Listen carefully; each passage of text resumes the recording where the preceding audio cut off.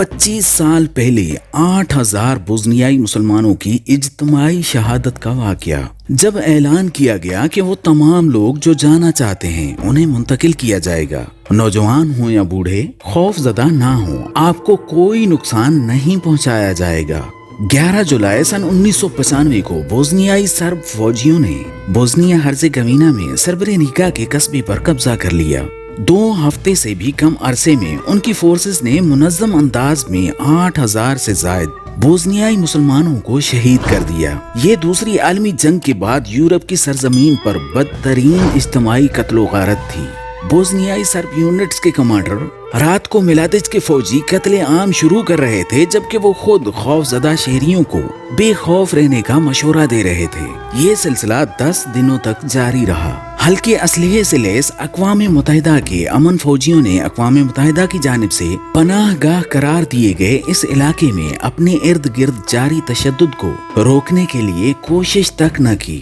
اقوام متحدہ کے سابق سیکریٹری جنرل کوفی عنان کا بعد میں کہنا تھا کہ سربرینیکا کا سانحہ ہمیشہ اقوام متحدہ کی تاریخ کے لیے ایک بھیانک خواب بنا رہے گا۔ یہ قتل عام بوزنیائی جنگ کے دوران بوزنیائی سرب فورسز کے ہاتھوں مسلمانوں کی نسل کشی کا ایک حصہ تھا۔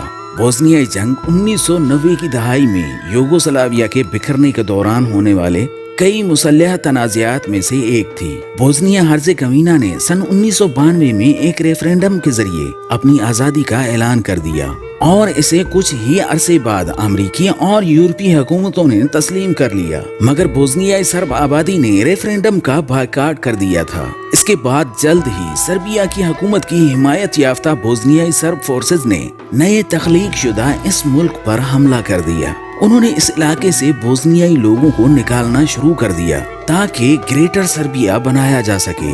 یہ پالیسی نسل کشی کے مترادف تھی۔ بوزنیائی لوگ اکثریتی طور پر مسلمان ہوتے ہیں اور یہ بوزنیائی سلاو نسل سے تعلق رکھتے ہیں، جنہوں نے قرون وسطی کے دور میں عثمانی ترک حکمرانی کے عرصے میں اسلام قبول کیا تھا۔ ریکٹو ملاڈٹ مرکز میں سن 1993 میں سرائیوو پہنچے۔ بوزنیائی سرب فوجیوں نے 1992 میں سربرینیکا پر قبضہ کر لیا تھا، مگر فوراً بعد ہی اسے بوزنیائی فوج نے دوبارہ حاصل کر لیا۔ فریقوں کے درمیان جھڑپوں کے ساتھ شہر محاصرے میں چلا گیا۔ اپریل 1993 میں اقوام متحدہ کی سلامتی کونسل نے اس علاقے کو کسی بھی مسلح حملے یا کسی دیگر دشمنانہ کارروائی سے محفوظ علاقہ قرار دے دیا، مگر محاصرہ جاری رہا۔ شہریوں اور اقوام متحدہ کے امن فوجیوں کے طور پر کام کر رہے ڈچ فوجیوں کی چھوٹی سی فورس کے لیے رسد ختم ہونا شروع ہو گئی۔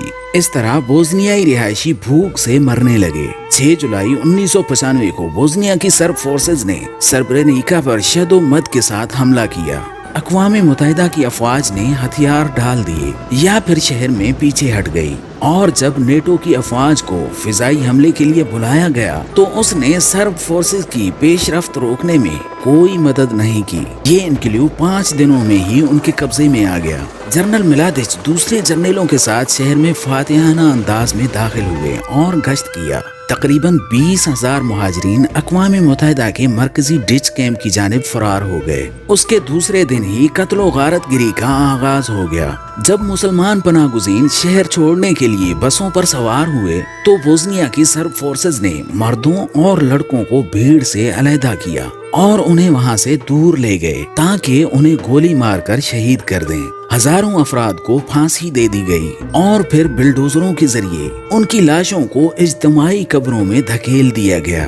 اطلاعات میں بتایا گیا ہے کہ بعض افراد کو تو زندہ ہی دفن کر دیا گیا، جبکہ کچھ بڑے بوڑھوں کو اپنے بچوں کو اپنی آنکھوں کے سامنے شہید ہوتے ہوئے دیکھنا پڑا۔ اس دوران خواتین اور لڑکیوں کو نقل مکانی کرنے والوں کی قطار سے نکال کر لے جایا گیا اور ان کی عزتیں لوٹی گئیں۔ شاہدین کا کہنا ہے کہ سڑکیں لاشوں سے بھری پڑی تھیں۔ کم ساز و سامان والے ڈچ فوجی سرب فوجیوں کی جارحیت دیکھتے رہے اور انہوں نے کچھ نہیں کیا، یہاں تک کہ ان کے کیمپ میں پناہ گزین 5000 مسلمانوں کو ان کے حوالے کر دیا گیا۔ دی ہیگ میں واقعات کی تفتیش کرنے والے اقوام متحدہ کے ایک ٹریبیونل نے بعد میں اس قتل و غارت گری میں ڈھیر ساری منصوبہ بندی کی بات کی۔ ایک بوزنیائی سرب کے ایک کمانڈر کے خلاف فیصلے میں کہا گیا کہ فوجی عمر کے تمام مسلمان مردوں کو گرفتار کرنے کے لیے متحدہ طور پر کوشش کی گئی تھی۔ خواتین اور بچوں کو لے جانے والی بسوں میں باقاعدگی سے مردوں کی تلاشی کی گئی اور تلاش کرنے والے فوجی اکثر ایسے جوان لڑکوں اور بوڑھے مردوں کو بھی لے جاتے تھے جو فوج میں خدمات انجام دینے کے قابل ہی نہیں ہوتے تھے۔ اس قتل عام کے اثرات آج بھی ارتعاش پیدا کرتے ہیں۔ نسل کشی کے 25 سال بعد آج بھی متاثرین کی لاشیں اور اجتماعی قبریں ملتی ہیں۔ سن 2017 میں ہیگ میں اقوام متحدہ کی ایک ٹریبیونل نے ملادج کو نسل کشی اور دیگر مظالم کا مرتکب قرار دیا۔ کمانڈر ملادج سن 1995 میں جنگ کے خاتمے کے بعد روپوش ہو گئے تھے اور سن 2011 میں شمالی سربیا میں اپنے کزن کے گھر میں ملنے سے پہلے کہیں نظر نہیں آئے تھے۔